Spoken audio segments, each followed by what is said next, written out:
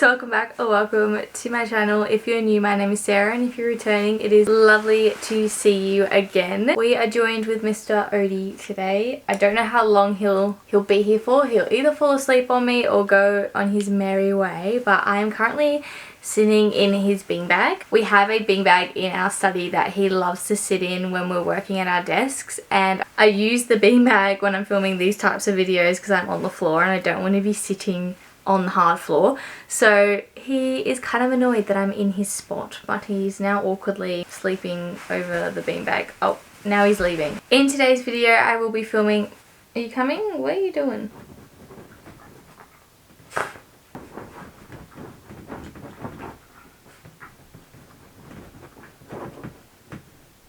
He's happy now.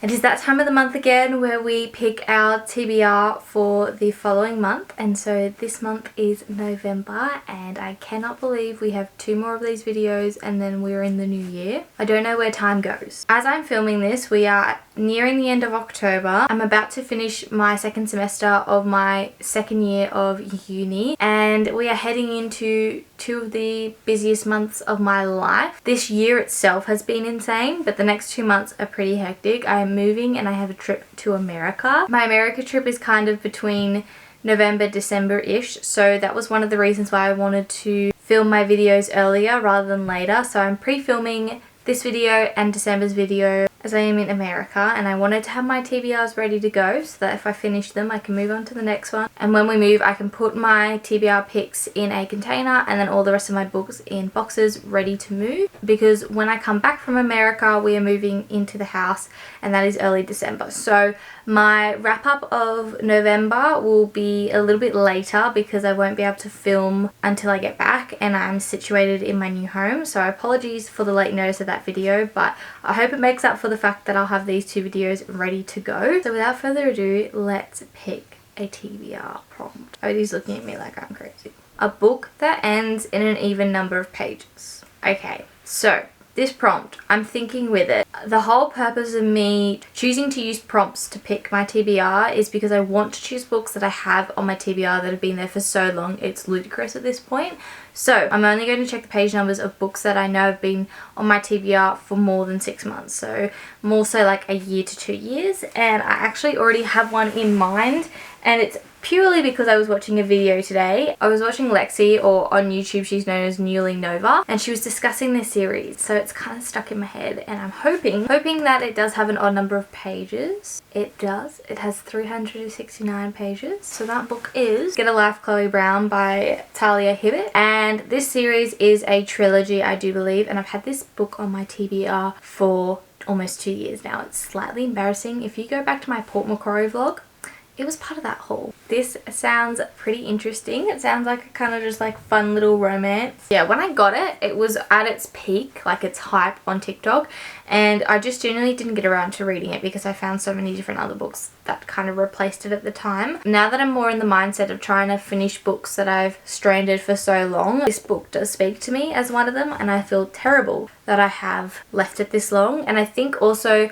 my mindset has shifted in, if I don't like a book or I don't want to read a book, I don't even bother keeping it. I go and sell it and give it to someone else who will actually read it. And I think that mindset has allowed me to actually pick up books that I've had on my TBR for so long, because previously I would force myself to read it whether or not I liked it, and it just caused so much trauma to my reading experience that was so unnecessary. So I know that if I don't like it, off it goes. If I like it, I gotta spend my money on the next 2.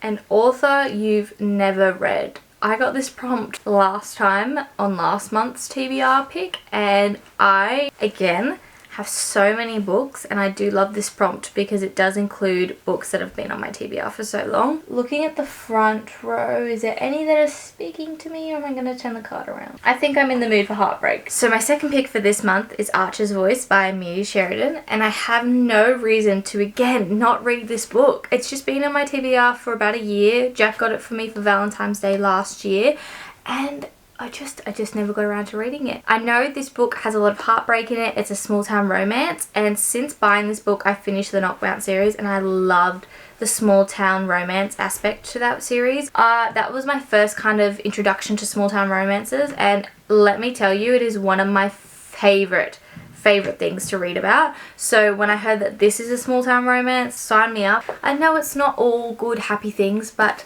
a girl can dream. So I think I'm going to pick this one up, and yeah, I'm very excited. This sounds very intriguing. I guess we'll have to wait and see how I feel about Mia Sheridan. My next pick for this month, I forgot to mention I'm going to pick 8 books this month again because I don't have uni. So I think I'll read a lot more than I normally do, but I don't want to overdo how many I pick.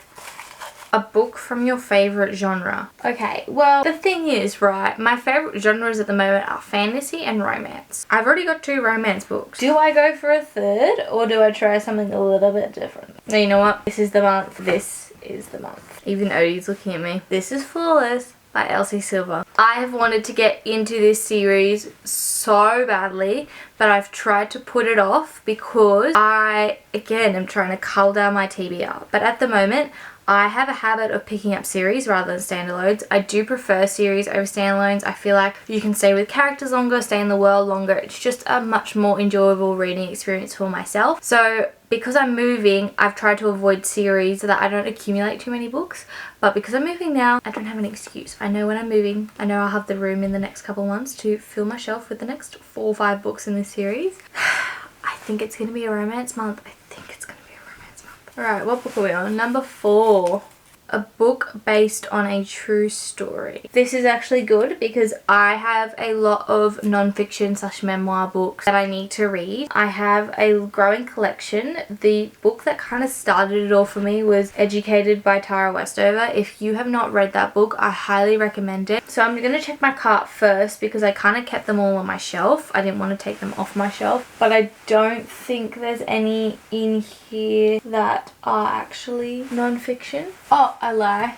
I do very much lie. Okay, but that's based on romances and I really don't want to read. Let me swivel you around. So those are all my non-fiction books. I've read I'm Glad My Mum Died by Jeanette McCurdy. I've read Educated by Tara Westover, and then those are the rest of them. A lot of them are teaching books. I wanted to get a little bit more insight into the career I was going into, get teachers' perspectives on what's going on. I think the longest one that's been on my TBR is the Made. So the book that I chose for the prompt, a book based on a true story, is Made by Stephanie Land. I got this book right after I finished Educated. This at the time was when they released the Netflix show of this book. The lady that was serving me was talking to me about how great this book was. So I definitely think it's something I want to pick up. I don't know why I haven't. It's literally not even 300 pages. So a very small, quick read. Alright, we're on to prompt number 5. A book that has a place in the title. That's a bit different. So this prompt, I can choose The Little Paris Bookshop, My Oxford Year, When in Rome. Got 3 books to choose from, but I know which one I'm going to pick. The Little Paris Bookshop by Nina George. This is the oldest book on my TBR. Not physically, but I was checking through my videos the other day just for fun, as you do. Flashbacks,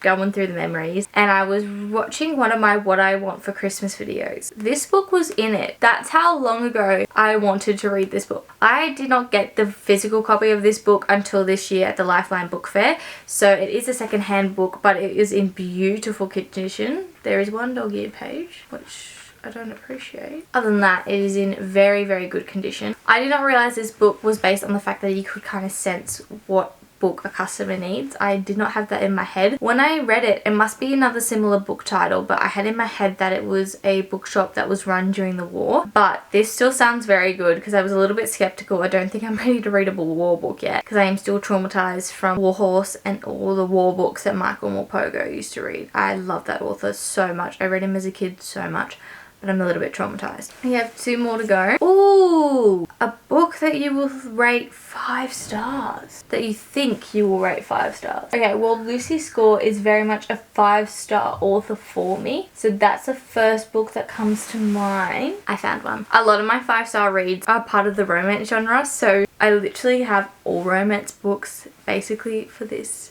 month, so I'm trying to pick something a little bit different, and this I wanted to read for a while, and that is Lessons in Chemistry by Bonnie Garmus. This has just become a TV show on Apple TV and I cannot wait to read it. Jack's mum's read it and she raved about it. Everyone's raved about it. It sounds so good. It's women in STEM, my cup of tea kind of thing. So I'm very excited to read it. It is very much up my alley. Yeah, I think this is going to be a 5-star. I just feel it in my bones. This is going to be a 5-star for me. Right, I'm not going to twist my book card back again because that's just a waste of time. 2 more. Genre you don't usually read. The book that I've chosen for the prompt, genre you don't normally read, is A Thousand Splendid Suns by Khaled Hosseini. I probably butchered that and I do apologize. I usually don't read a lot of historical war fiction, so I feel like this could be a very interesting read, a very eye-opening read, because obviously there is a lot of elements of books like this that are based on real life events. I picked this book up I think last year and I just again haven't gotten around to it because in the middle of the year when I'm deep in my uni work I try and pick up books that are quite light and easy to read. I've been waiting for a time where I am in a clear and clarity mindset to read a book like this. Final one. I'm keeping my cart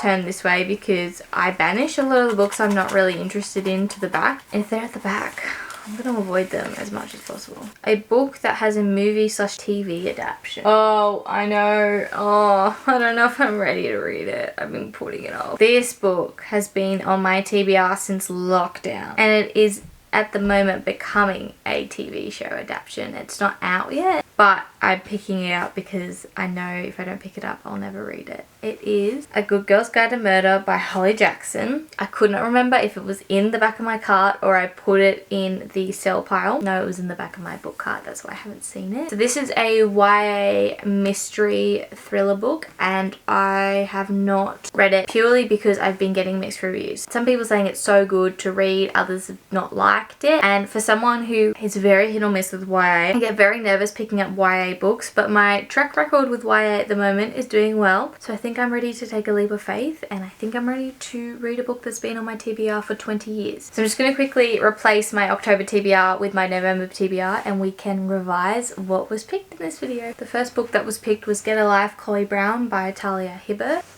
Then we had Archer's Voice by Mia Sheridan. Flawless by Elsie Silver. Made by Stephanie Land. The Little Paris Bookshop by Nina George. Lessons in Chemistry by Bonnie Garmus. A Thousand Splendid Suns by Khaled Hosseini. And last but not least, A Good Girl's Guide to Murder by Holly Jackson. So these are my November TBR picks. I am really enjoying picking from a TBR prompt. I think I'm getting books that I would not normally pick up as a mood reader. It's forcing me to read books that are out of my comfort zone or I just haven't gotten around to yet, and I am super excited for this month. I think there is such a variety in this month. It started off with romance and I really thought it was just going to be a romance month, but there are definitely books in there that have been on my TBR for super duper long, or genres that I don't normally read, and non-fiction, which is something I kind of want to read more of my non-fiction collection before I accumulate more in that genre, because I feel like the more I have in that genre, the more nerve-wracking it is to attack that genre. But yeah, I hope you all enjoyed this video. If you did, please give a big thumbs up. So it lets me know you enjoy the video and it also supports my channel. Subscribe if you are new and I'll see you all in my next video very soon. Bye guys.